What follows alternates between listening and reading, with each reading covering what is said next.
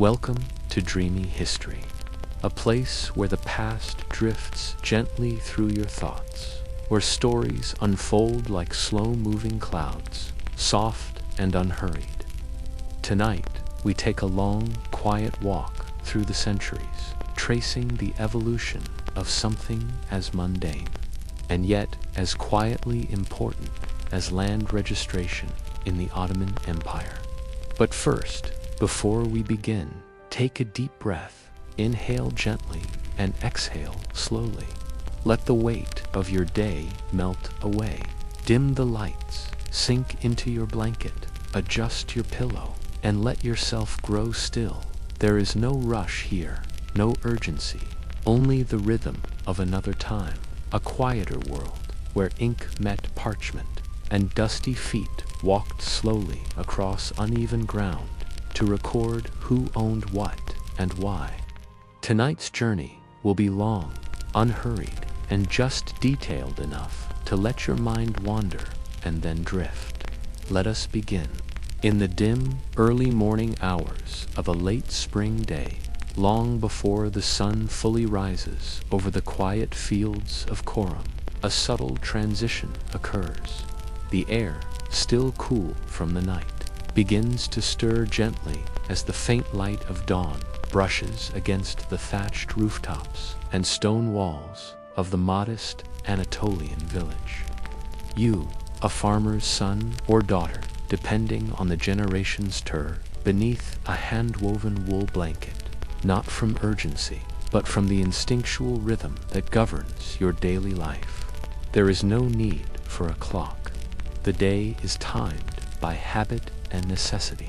A rooster crows somewhere off to the east, its call unanswered, absorbed by the damp air. Livestock rustles gently in the shed, attached to the back of your home hooves, brushing against packed earth and wooden stall. The air inside the dwelling is tinged with the scent of dried herbs hanging from the ceiling beams, mingling with yesterday's ash in the hearth. You rise slowly, quietly, so as not to disturb those still asleep, and wrap a shawl of coarse wool over your shoulders. It is the same shawl your mother wore, and perhaps her mother before her. You move toward a small, circular table resting on uneven stones, its surface cluttered with traces of yesterday's simple meal bread crumbs, a dull knife, a chipped ceramic cup. Today's breakfast will be the same as yesterday's: barley flatbread, perhaps softened with a little water, and a small portion of goat cheese, if any, is left from the market. There is comfort in this sameness, in the repetition. Outside, in the wide, rutted street that winds between homes, a distant cart creaks slowly into motion. Wooden wheels grind softly against soil. A mule snorts.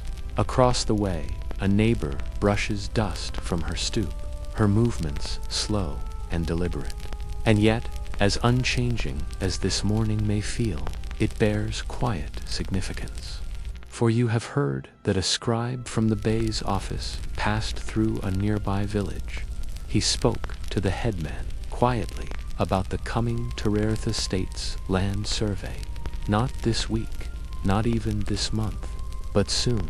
The news is unremarkable, like the seasons. It has happened before. It will happen again. When it does, names will be written down, fields measured, taxes assessed. You won't be asked for your opinion, but your name, your lineage, and your landese will be recorded. The morning continues, the same as the one before, the same as the one to follow. The field waits, as it always does, with its uneven surface pressed beneath the quiet sky. There is no excitement in its waiting, no urgency, just the slow persistence of soil that has been turned season after season by the same wooden plow, pulled by the same pair of oxen, or their descendants, over and over again. You guide the animals gently, their movement slow, deliberate, and wholly familiar.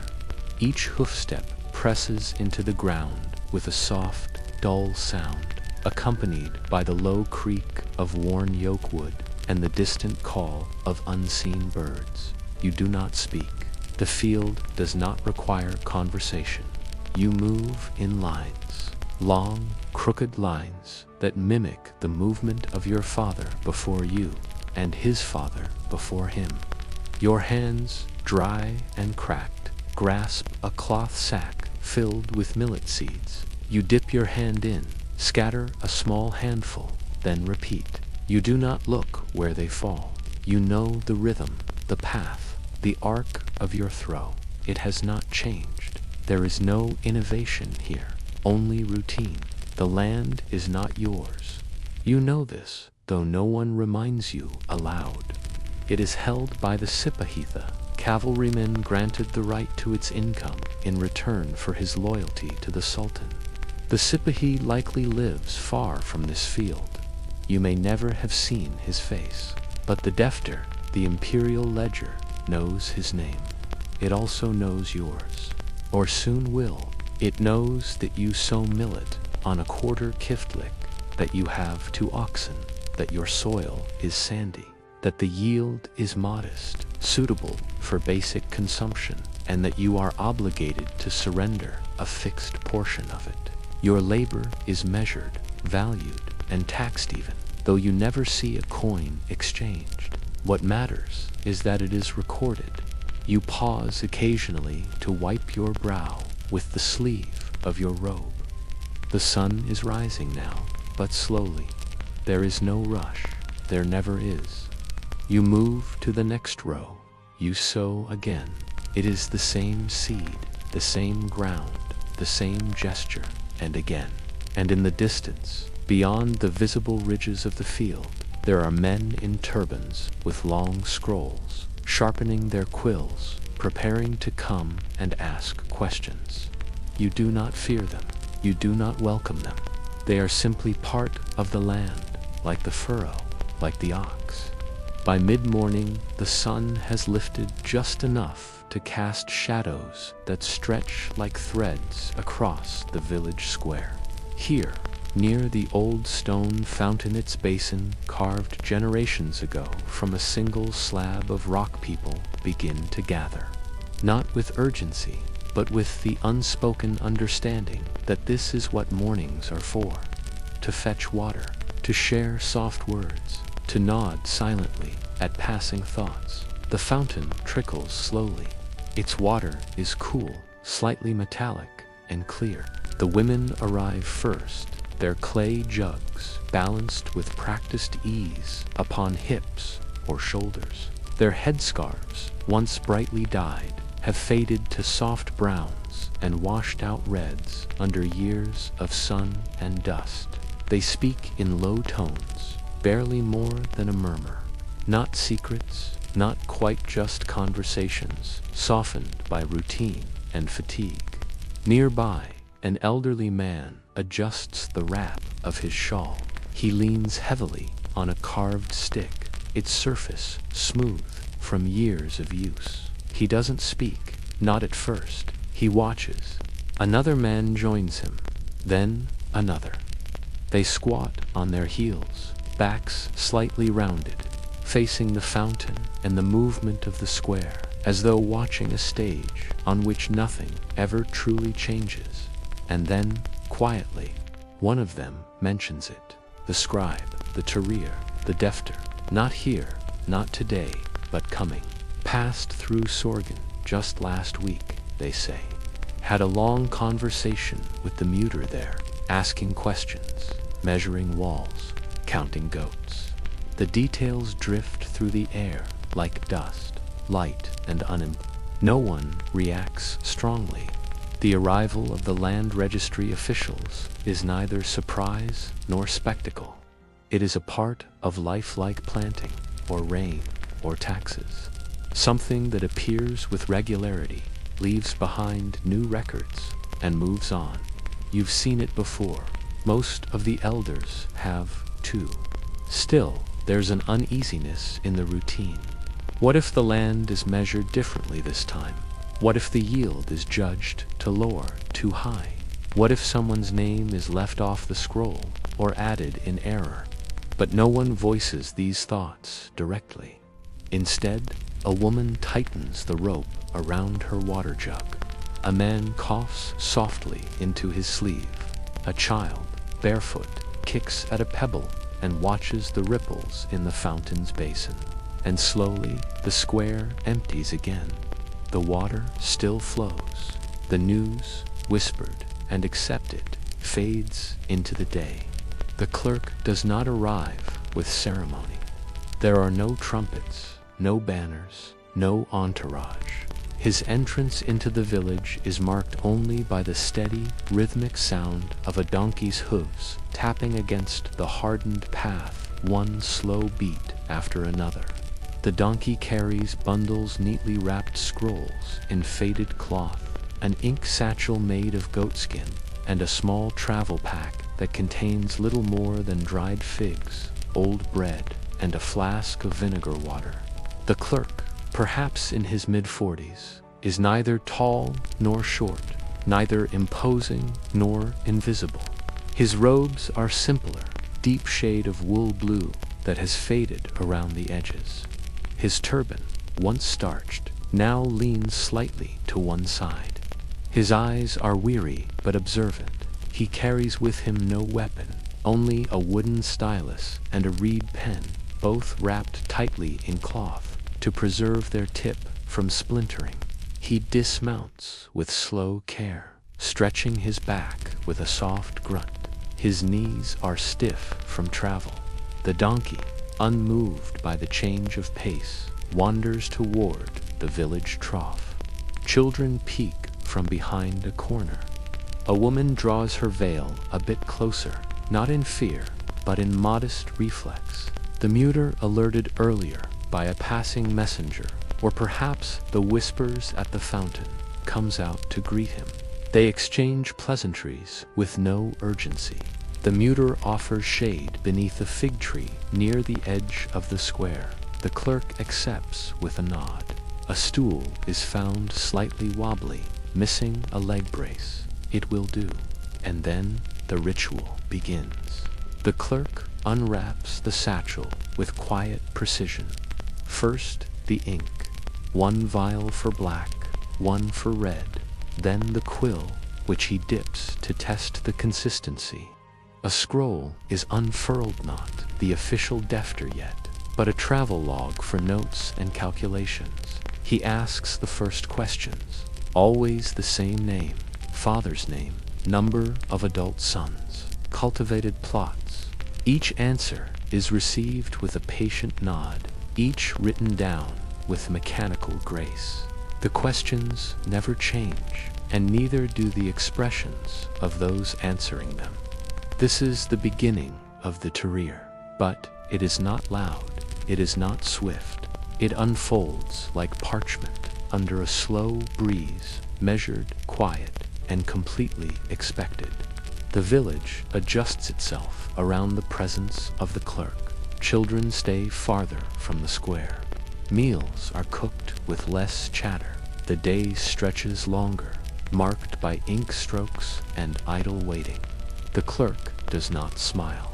He does not scowl. He writes, and the land listens. Harvest time in the village comes not with joy, but with obligation. The stalks are cut, the grains threshed, and the pulses gathered not only for survival, but for calculation. Each sheaf of barley, each mound of lentils, each bundle of grapes carries not just weight, but arithmetic. For the land may be yours to till, but it is not yours to keep. The soil belongs, in letter and ledger, to the sepahi, and his portion, what they call the bey's share, must be set aside with care. The process begins as it always does, slowly, predictably. A large cloth, usually burlap or heavy wool, is stretched upon the ground. Upon it, the yield is sorted grain here, legumes there, fruit over in a shaded corner. Men with tired hands and careful eyes begin to count, not in numbers, but in volumes. How many baskets? How many handfuls? How many donkeys will be needed to carry the load? The scribe is often nearby, or his assistant. He watches, quietly recording the rough totals, cross-checking with entries made during the sowing season. If last year's yield was lower, there may be questions. If it is too high, there may be suspicion. But the numbers must be reconciled, not discussed. A third is separated, not measured to the grain, but by practiced estimation developed over decades of repetition. A third for the sepahi, who may or may not ever see it. It may go to his steward, or to the garrison commander in the nearby city, or simply vanish into the networks of collection and redistribution. The rest, after deductions and rot and spoilage, remains with the villagers. Some will be stored, some traded, some eaten by winter's end. Even this yield, the physical result of months of laborers understood as temporary. What matters more is that the yield is logged, that it matches the expected value in the defter, that the sipahi's rights are upheld, not by sword, but by ink. No arguments are made, no appeals. A man might grumble, but only under his breath. The sacks are loaded slowly, the donkey bridled gently, and the goods carried toward the granary appointed by the bay's steward. The journey is short, but symbolically long, and year after year, season after season, the same process is repeated. Not because it is fair, not because it is questioned, but because it is written.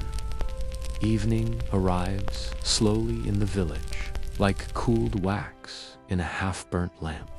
The light, which earlier cast sharp, clean shadows across the fields, now softens into gray tones and golden hues, dissolving the sharp edges of homes, tools, and footsteps. You have returned from the fields with dirt under your fingernails and the familiar ache in your back. But you do not complain. No one does. The work is the same as always. Pain is expected. Quiet is preferred. Inside your dwelling, constructed from thick, sun-dried mud bricks and roofed with uneven timber planks, the hearth begins to glow faintly. A handful of dry twigs and brush are fed into the ash-blackened fire pit. The flame is small, just enough to boil water, to warm the chill that creeps in through the floor. The smoke rises, curling through a narrow hole in the ceiling, its passage slow and uncertain. A woman sits near the hearth, perhaps your mother, perhaps your wife. She stirs a clay pot filled with onions and a few lentils, remnants of yesterday's trade. A child rests in the corner, already half asleep, head resting on a wool-wrapped cushion stuffed with straw. The scent of smoke, earth, and wool is heavy, but not unpleasant. It is the scent of continuity. You settle beside the wall, your back resting against the cool surface. Cracks in the plaster reveal older layers beneath repairs made years ago, and before that, others forgotten. You do not speak. There is nothing new to say. Outside, an owl calls from the fig tree, and a goat shifts its weight in the pen. Somewhere, not in this village, not even in this province, a clerk is writing. Your name may be written again tonight, or tomorrow, or perhaps not at all this season, but it will be written. Your land, your yield, your livestock, your lineage is already known, calculated, recorded, and stored in the dusty rows of an archive you will never see. You do not question whether your field will be yours next year. You assume it will, but your assumption holds no power. The register is what matters. The oil lamp is trimmed. The pot is removed from the heat. The meal is served silently in flat bowls, shared among those present. And then, gradually, sleep arrives. Not in a rush, not with dreams, but in the slow, unspoken comfort of a day completed as expected, and a tomorrow that will likely be the same. Husrev Effendi's morning begins, like most mornings in Konya, with the quiet stretching of tired limbs beneath thick woolen blankets, the fabric rough against his skin. The room is cool, its stone walls absorbing the chill from the night.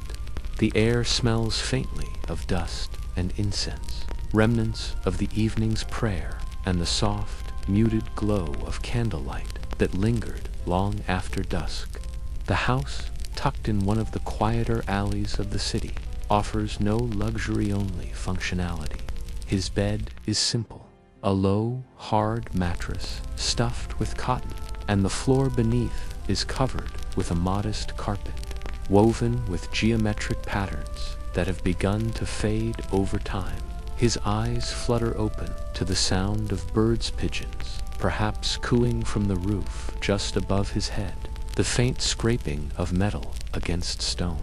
A cartwheel rolling over the uneven cobbles of the narrow street outside signals that the town is waking as well. But for Husrev, the day has already begun. He is a man of routine, and routine requires no alarm. He stirs slowly, careful not to disturb his wife, who lies beside him. She remains still, wrapped tightly in her own blanket, the soft rise and fall of her chest, a rhythmic pulse in the quiet room. Husrev rises, his joints creaking slightly in protest. The cold floor sends a chill through his feet as he steps down. His first task is always the same: to wash his face with cool, well-watered hands. The basin is simple clay, chipped from ewes, but filled with water drawn from the well. He splashes it gently across his face, feeling the water rattle against his skin as the last remnants of sleep melt away. The scent of linden blossoms on the breeze reminds him that spring has come to the city. He moves to the small wooden chest in the corner and retrieves a piece of rough linen, which he rubs over his face, clearing away the remnants of the night's sleep. His roba, simple woolen garment dyed in muted earth tones, awaits on a hook by the door, and he dresses with careful precision. The fabric is rough against his skin, but familiar. It is the same robe he has worn for years, a quiet symbol of his position as a government scribe. After a brief moment of quiet reflection, his morning prayer Husrev begins to prepare himself for the long day ahead. Today, like every day, he will sit in the presence of ink and parchment. But the ink will not be used for personal letters. No, the ink he uses belongs to the state, and with each stroke, it solidifies the empire's quiet control over every village, every field, and every household within the vast expanse of the Ottoman Empire. Before Husrev Effendi embarks on his journey, the first task is always to review the defter, his sacred ledger. It lies before him, a large book bound in cracked leather, its pages yellowed and softened by years of handling. The edges of the paper have curled with time, and small stains mark the corners, evidence of long hours of use. The defter, in many ways, is more than just a book. It is a living history of the land he serves. It contains the names of countless peasants, their fields, their livestock, their obligations to the state, and the taxes that must be collected. Husrev runs his fingers over the leather cover, its texture smooth yet cracked with age. He opens the book slowly, as if revealing a secret, his eyes adjusting to the dim light of his small room. The first few pages are filled with neat, ordered rows of text names, dates, and measurements. He pauses on these pages, scanning the information with practiced ease. There are no surprises here. The ink is still fresh from his last session of recording, and the columns are filled with the familiar details of the last survey lands, listed by village individuals, identified by their father's name, and the detailed assessments of their fields and holdings. Husrev reads the entries with a quiet intensity. He examines the numbers for errors, looking for discrepancies between the amounts previously reported and the current year's yield. A slight frown touches his lips as he spots a mistake. A particular village, not far from here, has recorded its grain yield as higher than expected. He makes a note in the margin with a small, delicate line of red ink. The oversight will need to be addressed when he arrives in that village. His work is slow, meticulous. Every detail must match the defter from the year before. Every name, every plot of land, every tax liability must be consistent with the record. This process, although repetitious, is the backbone of the empire. Without it, there would be no way to calculate the tribute owed to the Sultan, no way to determine the resources available for the army, the public works, or the administration of the empire. With a soft sigh, Husrev sets the defter aside for a moment. The task before him seems endless. He will visit village after village, measure field after field, and record. The weight of the ink and the parchment will stay with him throughout his travels. Not because it is physically burdensome, but because it is a constant reminder of the system he serves. A reminder that each name he writes is one piece of a greater Holan empire that stretches from the steppes of Central Asia to the shores of the Mediterranean. But before he departs, he takes a moment to glance over the roadmap of his journey, tracing his path with a finger, village after village, land after land. The survey will take time, but the system must continue.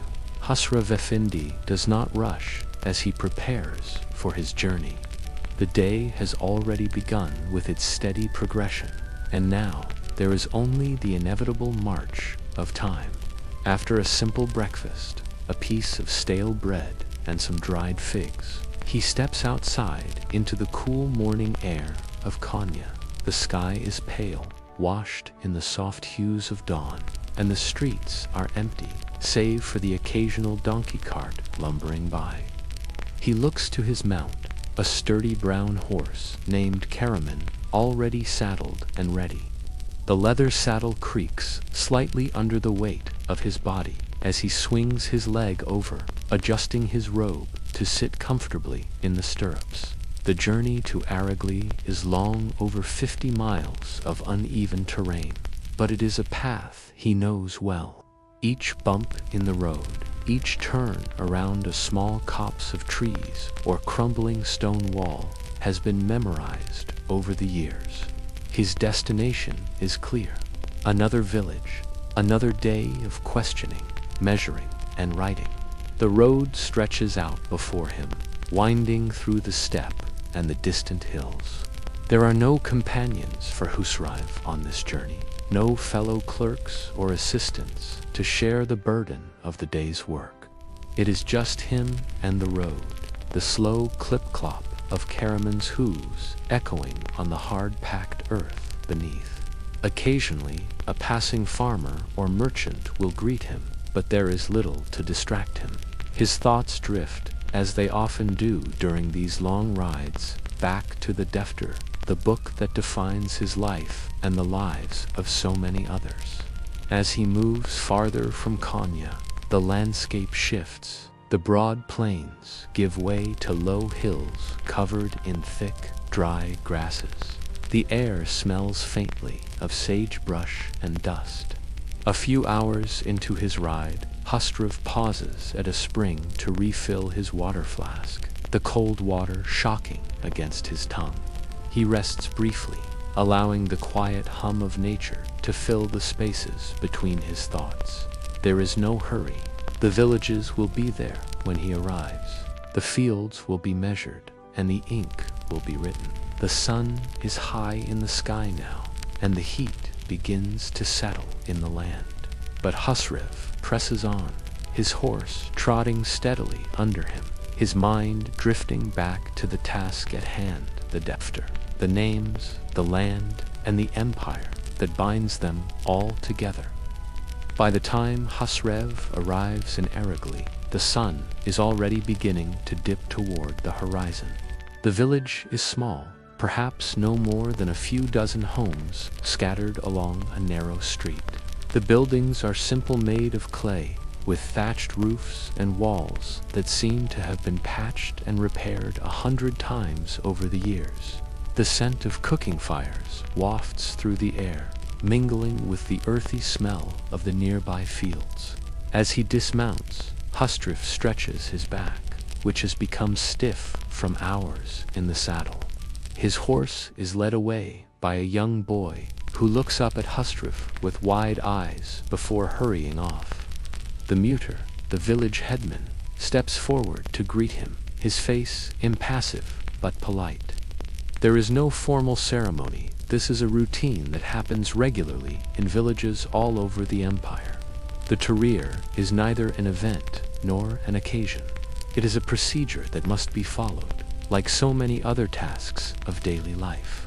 Husrev and the muter exchange pleasantries, though their conversation is brief and to the point. The muter leads him to a shaded area beneath a fig tree, where an assistant lays out the scrolls and the ink pot.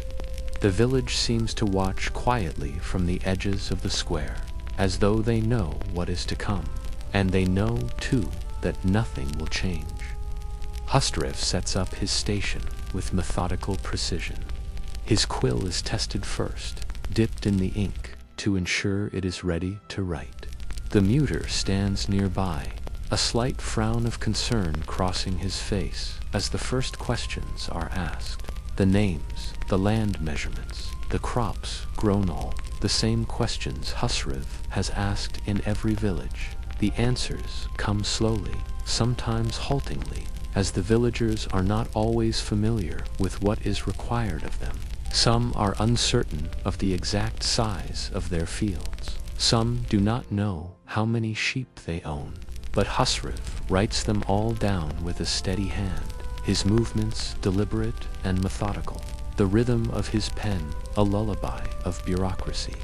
When the last name is recorded and the last question asked, Husrev closes the scroll, the work completed for the day. The muter thanks him with a nod, and Husrev begins to pack his things. He knows that in a few days another village will await him, another list of names to be written down, another set of measurements to be taken. The defter, that great book of empire, must continue. The act of recording for Husrev Effendi is never hurried. Every detail must be captured with precision, each name, each plot of land, each crop grown, each tree counted. The process is painstakingly slow, but that is the nature of his work. It is not glamorous, nor is it exciting. It is not even especially important to the villagers, who rarely see the scribe's hand as anything more than a distant force of authority. To them, his presence is simply a reminder that their land belongs not to them, but to the Sepahi, the state, and the emperor. As Husrev listens to the answers, he writes them down in his neat, flowing script. Names are transcribed with careful attention to detail. He asks about the size of fields, how many kiftlik each family possesses, how many acres are devoted to wheat, how many to barley. He measures the crops in terms of yield, estimating how much can be expected in the coming year, based on weather, soil quality, and previous records. The process seems simple, almost mechanical, but it is crucial. Without this information, the state would not be able to assess the tribute owed by each village. It would be impossible to determine how much grain should be sent to the capital, how much to be stored for the imperial army, how much to be distributed to those who serve in the military or in the administration. The ink is what holds the empire together. And so Khusrav records, time and time again. There are no disputes. There is no back and forth. There is only the steady rhythm of the pen on paper. A field is a field. A family is a family. And taxes are taxes. The empire has no room for disagreement, for error, or for variation. The records are truth, written in black ink and stored in leather-bound volumes that will last for generations. Khusrav does not ponder the consequences of his work. He does not question the system, nor does he consider the weight of the names he writes. He simply records, and in doing so, he ensures that the empire continues to function smoothly, quietly, and without disruption. By nightfall, the village has quieted. The children who had been following Khusrav around during the day now retreat to their homes. The murmur of voices fades into the distance, leaving behind the chirp of crickets and the occasional rustle of leaves in the gentle night breeze. The village is at rest, and so too is Khusrav, though not in his own bed. He has been assigned a room in the local mosque, a simple stone chamber with a low ceiling and a floor covered in straw mats. The walls are cold to the touch, and the faint smell of incense clings to the air, a residue of prayer and ritual. There is a small window in the back, through which a sliver of moonlight casts a pale glow on the floor. The only sound in the room is the faint crackling of the small fire burning in the corner, providing just enough warmth to ward off the evening chill. Khusrav sits down on the mat, his back against the stone wall, and removes his sandals. He has grown accustomed to these humble accommodations. After all, this is part of the life of a scribe, moving from village to village, from one guest room to the next, never truly settling anywhere, always transient, always part of the machine of the empire. His home is not in Konya or in any of the villages he visits. His true home is the Defter, the book that carries his identity and the identity of everyone he records. As he prepares for sleep, Khusrav reflects briefly on the day, on the fields, the names, the numbers. There is nothing remarkable about it, nothing to stir the soul. The work is simple, necessary, and repetitive. The ink will be the same tomorrow. The names will be the same. The land, too, will remain as it has always been divided, measured, and documented. Khusrav lies down, his thoughts drifting slowly to the soft rhythm of the fire crackling nearby. He pulls a woolen blanket over himself, the coarse fabric scratching against his skin. Sleep comes gently, like the quiet settling of dust on a forgotten page. The paper used for the Turiya Defteri was not pristine white, as one might imagine, but instead a warm, slightly yellowed hue forged from cotton rags and pressed into large, irregular sheets. These sheets were thicker than modern paper, and their surface had a slightly rough texture. When handled, the paper emitted the faint scent of dried herbs or old wood, as though each sheet had absorbed the atmosphere of the workshop in which it was made. The edges of the paper often curled slightly, evidence of the drying process in the open air. Each page, meticulously ruled by hand, was marked with delicate lines of red ink, which outlined columns for various types of information. The black ink used for the main text absorbed slowly into the paper, staining it with the weight of the centuries.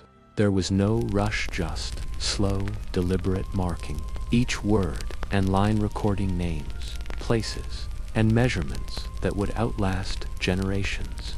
The ink was strong enough to resist the test of time, but it was the paper itself that served as the silent witness to history. The structure of the Tahrir Deftery followed a consistent and predictable pattern. Each volume began with an imperial header, stamped with the seal of the reigning sultan and marked with the year of the survey. This ensured that the land and its records remained tied to the sultan's authority, affirming the legitimacy of the entire system. The Defter's pages were organized by province, and each region was subdivided into smaller districts and villages. Underneath these headings were detailed columns of names, each family identified by their head, followed by the land they cultivated and the yield they produced. It was here, in these columns, that the fate of families rested. Not just the crops, but the livestock they tended and the taxes they owed were meticulously recorded. Farmers did not simply provide food, they provided information.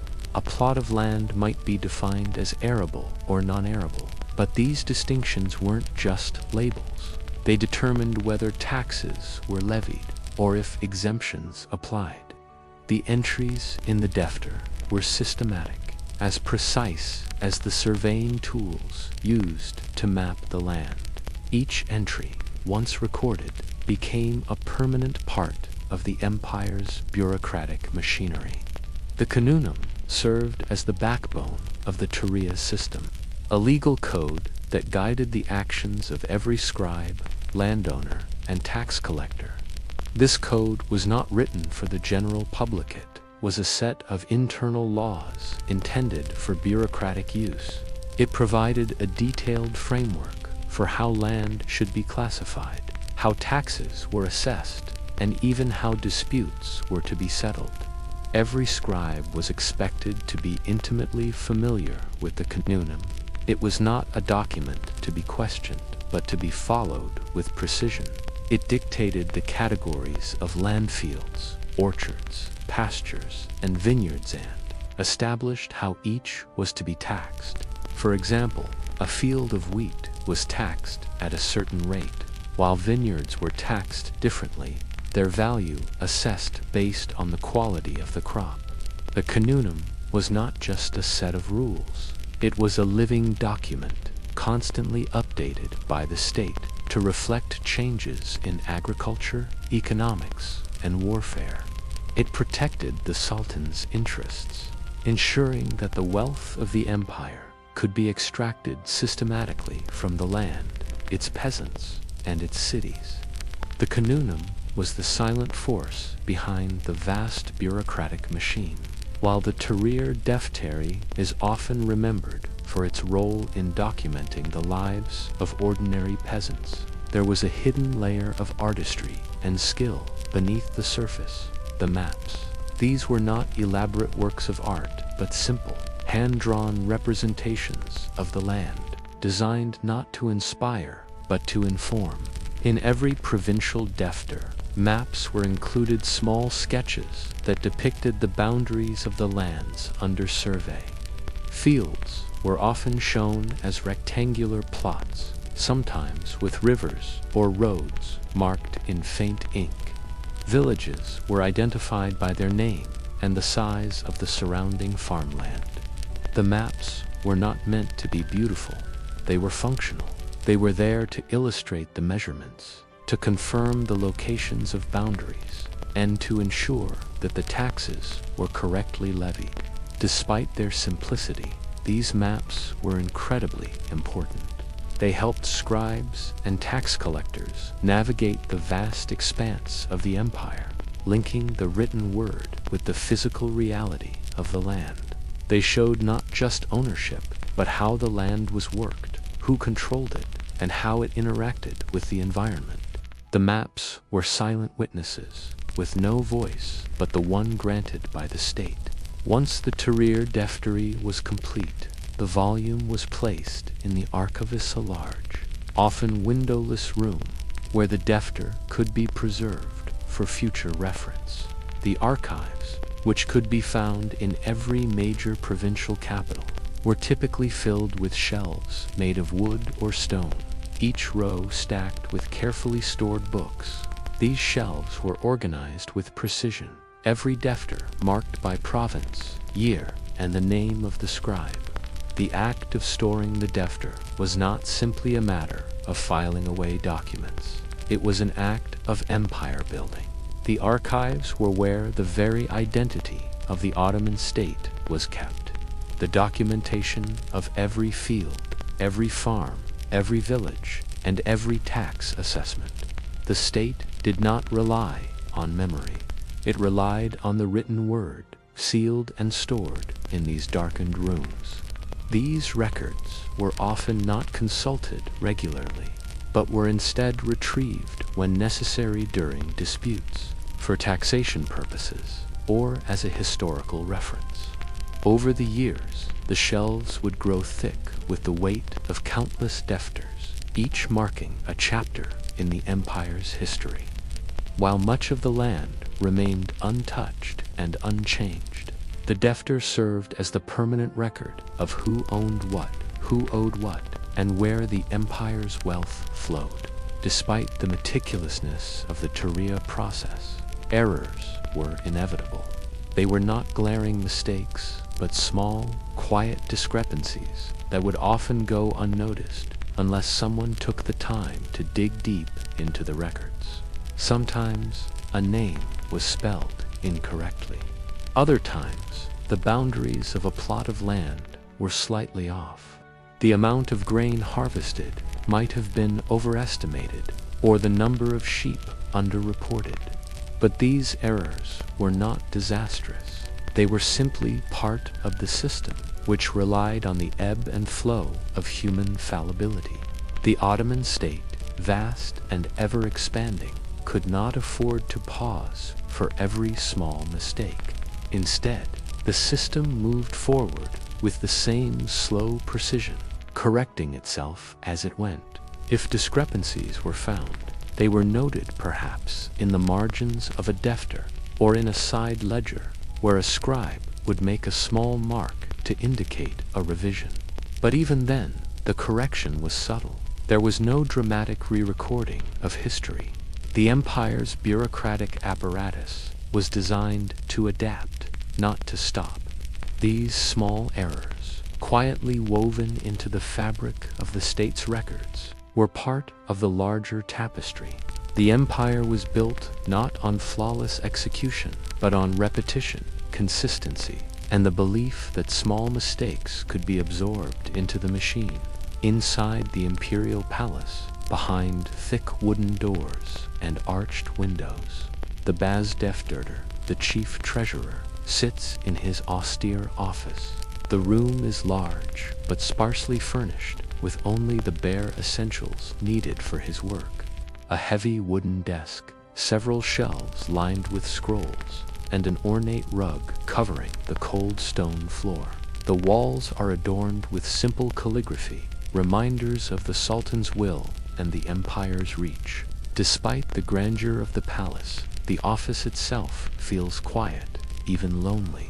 The Bazdefterder himself is a man of middle age, his face stern but not unkind. His duties are not to administer land, but to oversee the records, ensuring that every defter, every entry, and every account is in order.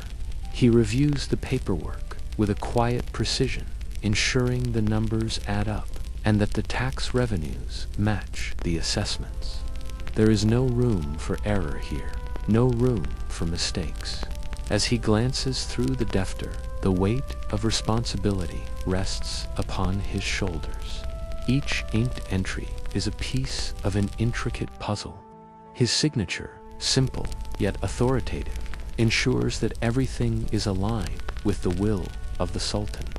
The Bazdefterder does not ask questions. He simply ensures that the empire continues to function smoothly, quietly, and efficiently. The Sipahi stands at the center of the courtyard, adjusting his helmet and ensuring his horse is properly saddled. Dressed in fine silks, his attire is a clear indication of his rank and privilege. But his gaze is focused, his expression neutral. As a Sipahi, he holds a Timura land grant, that entitles him to a share of the tax revenue generated by several villages. The land is not his to own, but to manage on behalf of the state, a duty he fulfills in exchange for military service. While the Sipahi may never visit the land he oversees, he is its custodian. His role is clear: protect the empire and maintain order.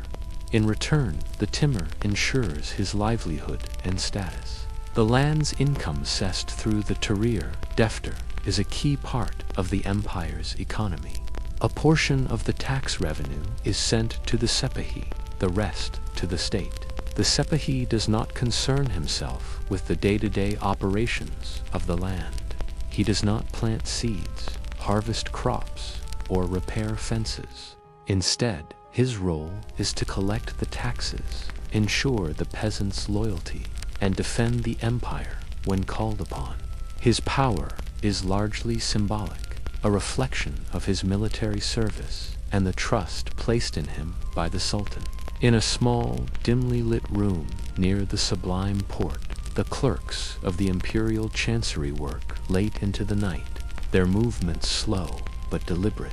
The only light comes from flickering oil lamps, casting long shadows on the walls and illuminating the delicate scrolls they write.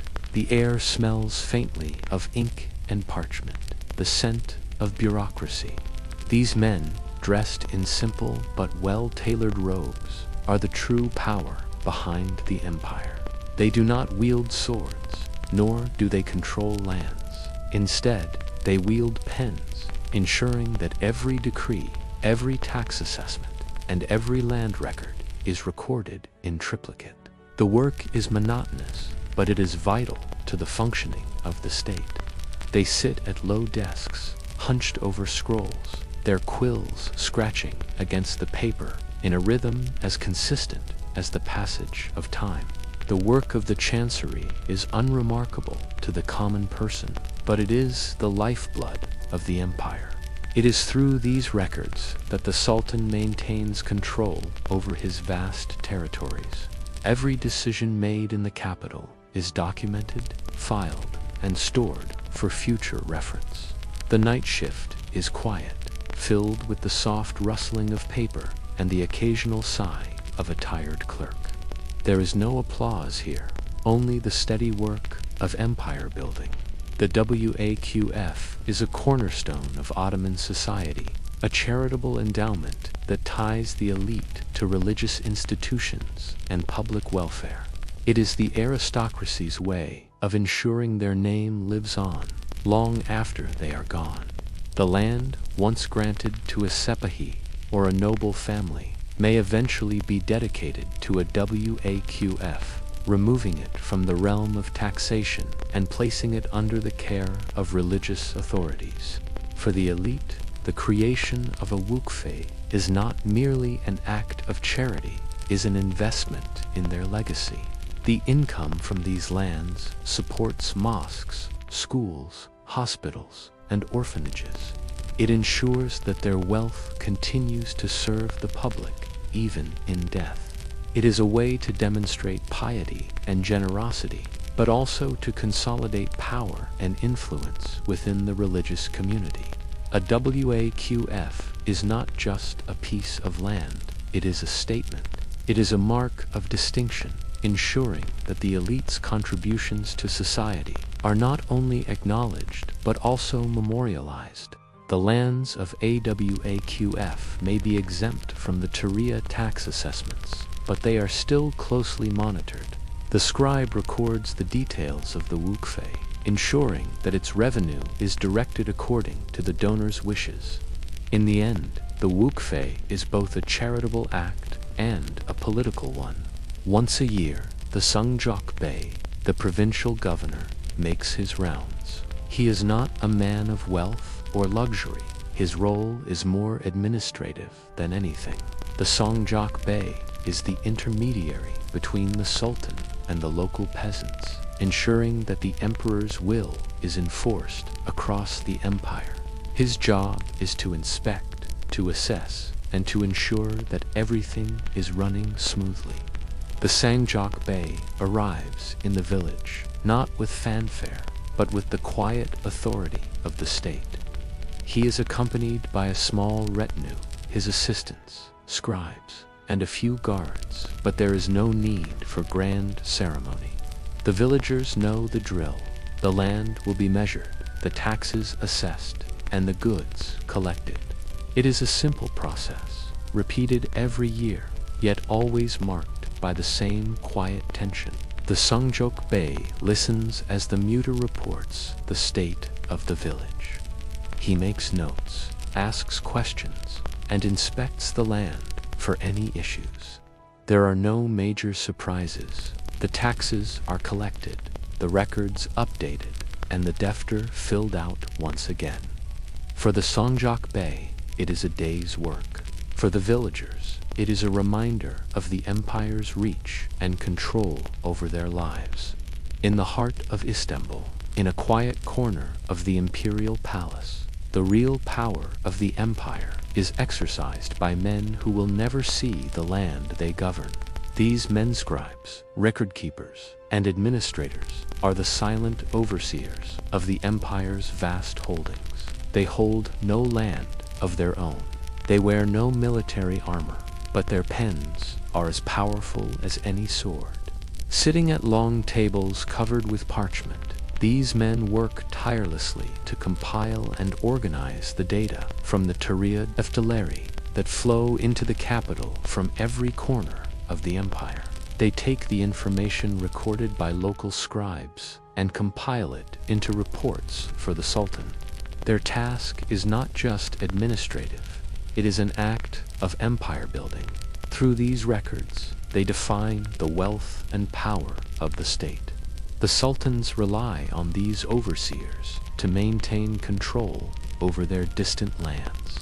The bureaucrats in Istanbul know every village, every field, every tax assessment. Their work is done in the shadows, in rooms lined with scrolls and inkpots, but it is their quiet diligence that ensures the empire functions.